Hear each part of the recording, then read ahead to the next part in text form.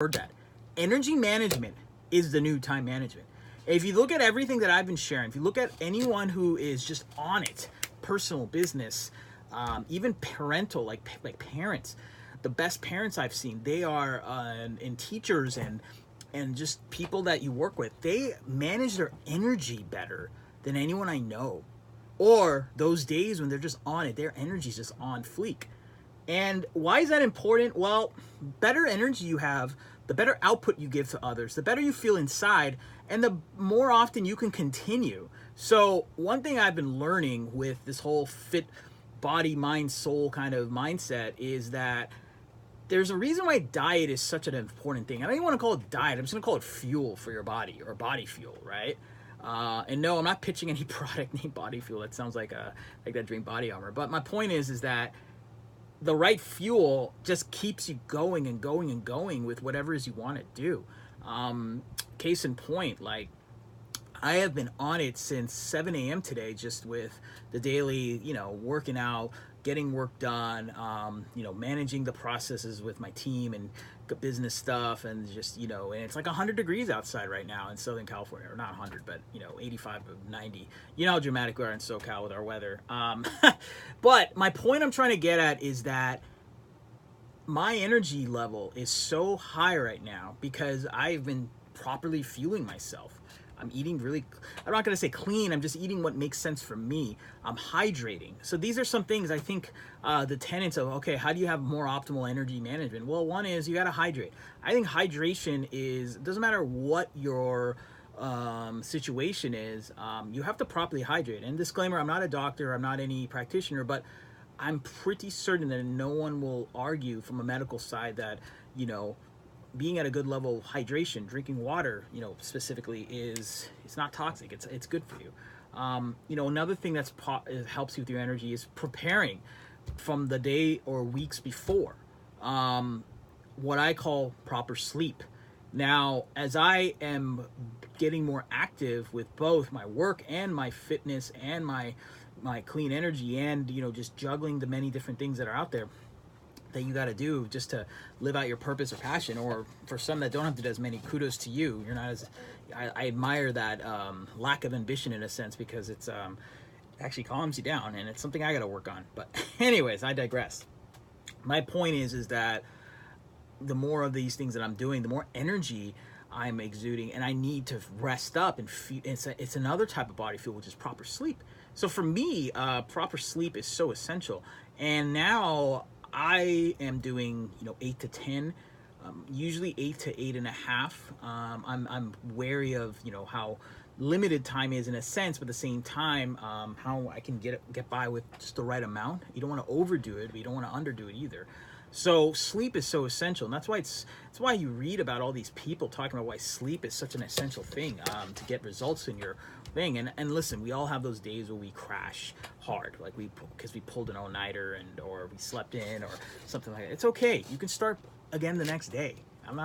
This is not you have to be like this all the time. There's a reason why even in fitness world they call it cheat days, or sometimes you just go out, or some days you don't work out because you're just not on it. It's all good. You don't have to beat yourself up. These are just guidelines for you to consider doing. But the more frequent you do these things, daily basis, the more likely you'll see a change in the energy management and other types of things. Here's another reason why, you can tell when someone is truly, on it, consistent with their energy management. I could tell you all the time that I do yoga, meditation, that I read, The Secret, and I do gratitude work, and I'm a positive person to people. Okay, fine. That's just my projection, or my telling you things that I am working on to a sense. But it's in those real life situations, like how do you handle stress? How do you handle, things that are, thrown right in front of you? And often it's the way you handle your energy, because when you have a proper energy management, stress honestly goes away, or it decreases significantly. And the number one enemy, and I don't mean enemy in a violent way, but the number one, I should say, opposite of proper energy is stress. It's bad energy, or things that can make you in that state. But the higher energy you are, the better you're taking care of your energy, the better you can handle those adverse situations. And that's why all this proper training, taking care of yourself, whether you're an athlete, or whether you're or an entrepreneur, or a business owner, or you're actively rising in your job, or you're a busy parent, there's nothing harder than being a mom. I'm not kidding. In fact, if you read the 5-Hour Energy story, the guy who wrote the 5-Hour Energy drink, crazy story, a phenomenal person. I played a speech from a conference he did just because of a homage to him and promoting some of the social impact stuff he's doing. And I have no affiliation with him. I just in awe of the person.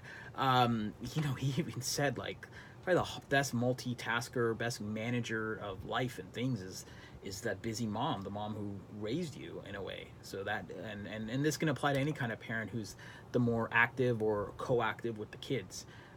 So it's really important to like understand that. But, getting back to the point that like, this isn't just about, getting more stuff done. It's about getting stuff done with the best output or the best energy, no pun intended. Because when you give something with your highest quality or your most presence, you will see a significant increase.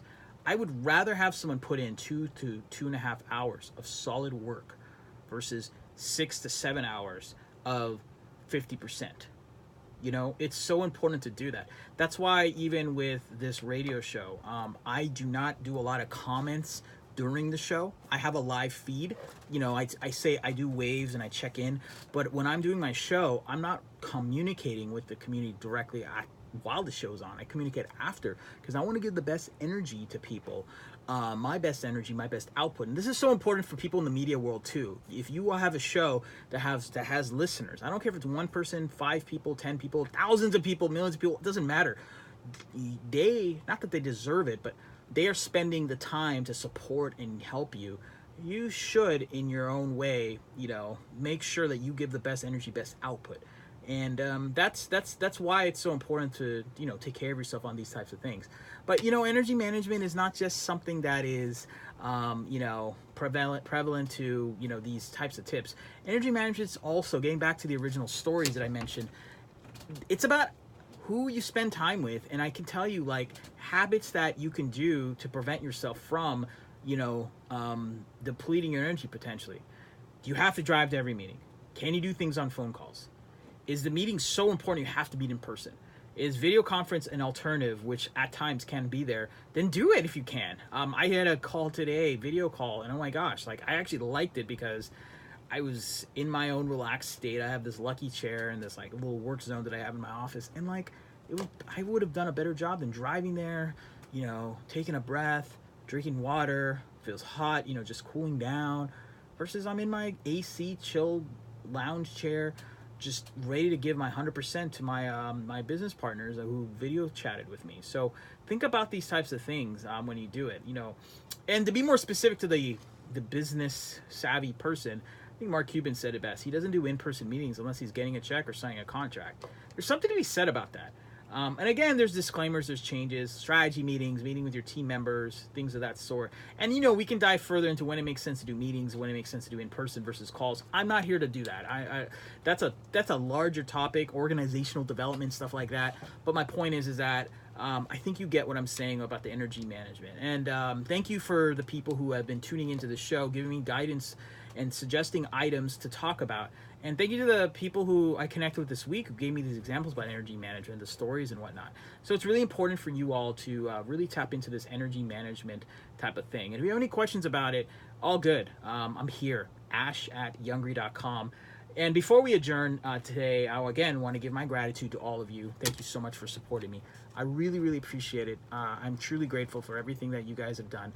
And it's important to also support media. Support KUCI, this station, 88.9 FM, or you can go to kuci.org if you want to stream it digitally. Support them. Twitter @KUCIFM, Instagram @KUCIFM, Facebook is KUCI889, and me, again, Ash, ASH, @YOUNGRY.com. It's really important for you to just be on it and take care and make sure these things happen. I am going to adjourn in the next moment or so, but tune in for next week. We're actually going to have an in-person guest. We took a little hiatus these last few episodes to talk more about the mindfulness and entrepreneurship. This person is going to be someone who is going to dive around those topics. I can't wait to introduce him formally in person. But have a great day. I'm going to play some music before our next show starts. Bye now.